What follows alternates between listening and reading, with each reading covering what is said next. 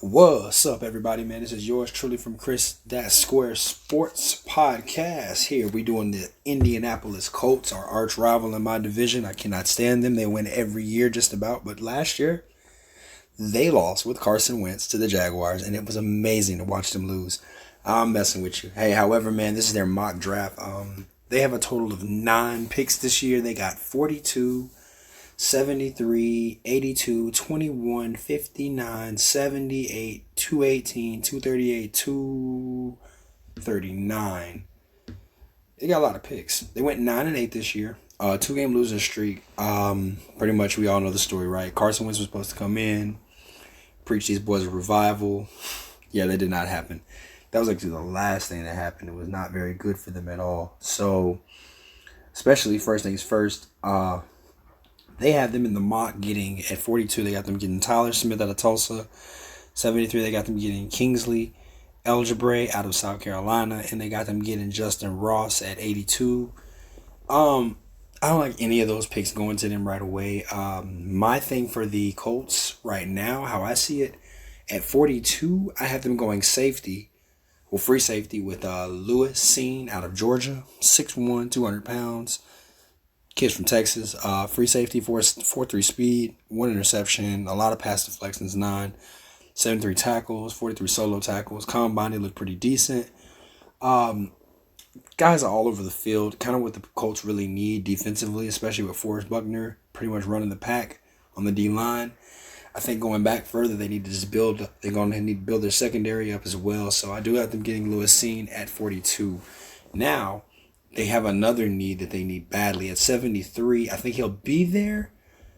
If he isn't there, then I'm cool with Justin Ross, but I think that he'll be there. John Mechie III, 6 foot out of Alabama, 4.3 speed. Mechie is one of those guys. Oh, let me read off these stats. 96 receptions, over 1,000+ yards, 8 touchdowns, and 11 receiving yards. He got hurt towards the end of his career at Alabama, but, things happen, but he's one of those guys that, I think I got a clip of him going against Auburn. He's one of those guys that just wears you down as the game goes on, and that's what they need right now, especially for the Colts. They need somebody to help out Michael Pittman. Of course, T.Y. Hilton probably retiring. I think it'd be best for them to go ahead and start stacking up. I know Pascal's probably not going to come back during free agency, so they do need help receiving-wise. So MPJ, Michael Pittman Jr., is going to finally get some help, especially young receiving core. With that being said, at 82, I have them getting Luke Frontner out of Kentucky. He plays center. I know a lot of you are saying to yourselves, why the heck would the Colts go and get a center? They have Quentin Nelson and all these things. I think you move him to tackle. I think his desired position is tackle. I think he's great. He held the center position down, but ranked 23rd out of all the linemen in this draft. Read off his stats: 6'6", 302. Senior class, 40 time 5'2". Guy can really just put people down on their butts, man. He just he's not a wall, but he's shifty. He can move. I just think he's best on the outside. Put him on tackle or something like that, right side of the line or left side, however you want to do it.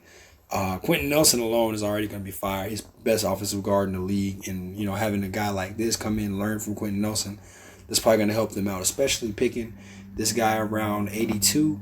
That's not going to be a bad pick at all. I think it's very good, very leveraged pick, something that they need. At 121, Zachary Carter out of the University of Florida. Menace. He's probably not talked about because there's a lot of good defensive linemen coming out in this draft, a lot. So when you see this, you say to yourself, well, he kind of gets lost in the sauce. But when you read these numbers out, 8 sacks, 1 forced fumble, 31 tackles, and 15 solo tackles. Speed, 4'9". His weight is 287. He's a little undersized for nose tackle, defensive tackle. And he's also 6'4", senior class. He's one of those guys, like I say, he's just going to get lost in the sauce, but he can play. I mean, he's very disruptive. He did pretty good against the Missouri game. He did good against the Tennessee game. He showed up a little bit in the Georgia game, too, a little bit. But Tennessee and Missouri games really where he stood out the most.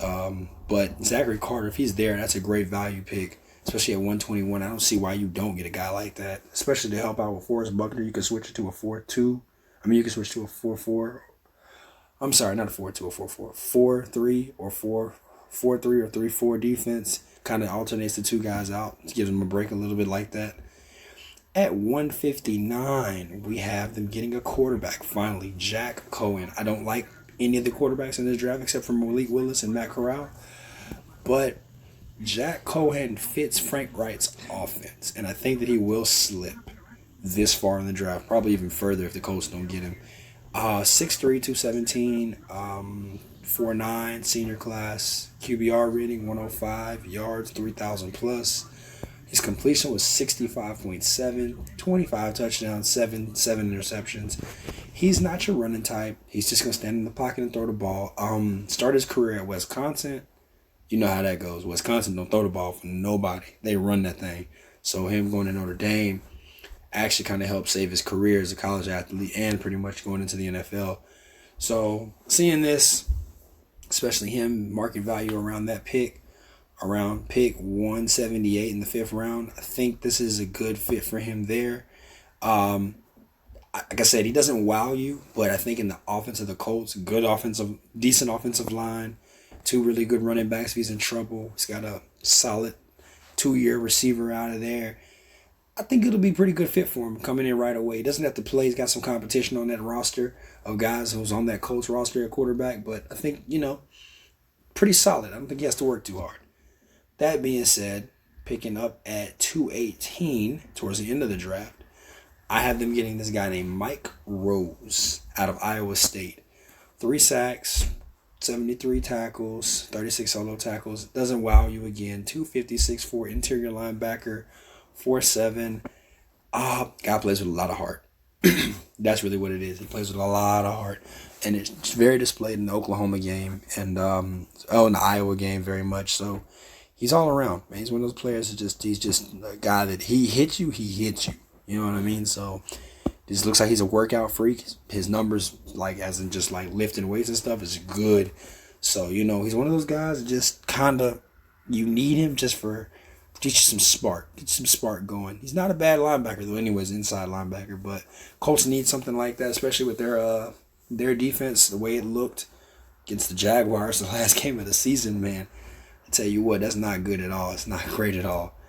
At 239, yeah. No, I'm sorry. My bad. I'm sorry. 218. So he'll be at 178. At 218, we've got them picking Leon O'Neal Jr. out of good old Aggieland.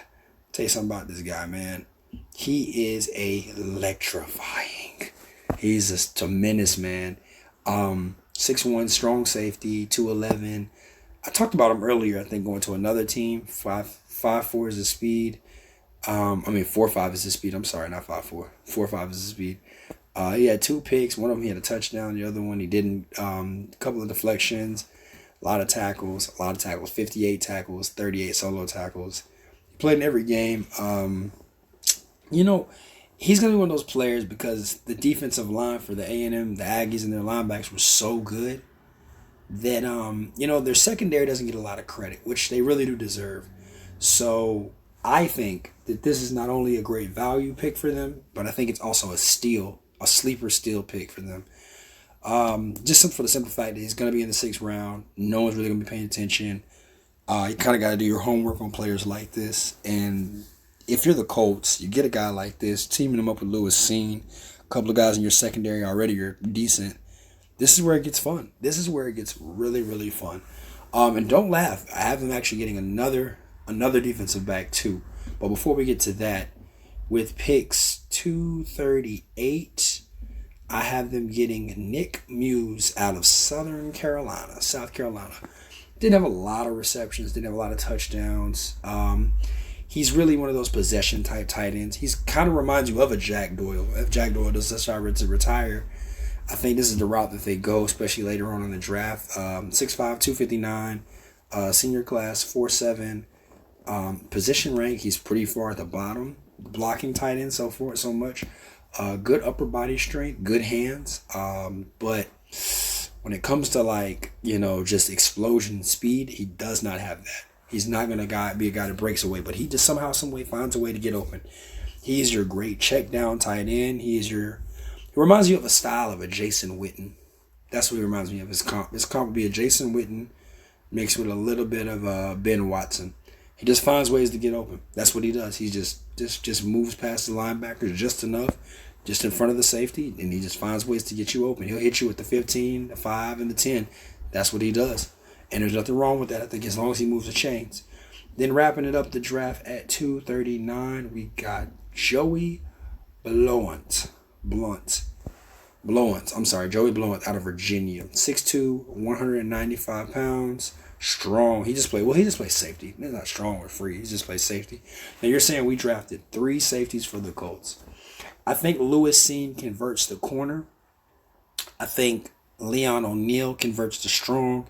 And I think that this guy can also convert to corner as well. He's a great defensive back, but he can also play safety too. So he sits and watches the ball. 40 time is a 4.5, and his interceptions, he had 3, 60 reception yards, pass deflections 3, tackles 86, solo tackles 54. These numbers do not speak for what he did on the field. I think that he didn't get enough justice as these numbers show, but man, his presence alone, hard hitter, finds the ball hawk, can play all around, sideline to sideline. He's really slick rover type linebacker, like safety. It's just he does not have the weight on him. I think once he gets to the NFL, they add about 20 more pounds to him, make sure he can move and shift as well as that. Then he becomes that rover, that box safety you can put him in. But as for that, you could really say O'Neal, teaming him up with O'Neal and Lewis Cine, having the free safety and these 2 strong safeties back there. I like it. You can go toe-to-toe with them. Especially they could probably win their division alone just off of their defense. Conference play, I think they're going to have some hard times, but this would be good because, the AFC West is now beginning to get loaded. So everybody else kind of got to get prepared for that if they're going to play them in the playoffs or just in the regular season games. So I think the Colts are going the right route by getting enough defensive backs to cover for that. Hey, you guys, you tell me what you think, to be honest with you. Y'all tell me what y'all think about this good old Colts mock draft. Let me know in the comments. Please like, comment, and always subscribe.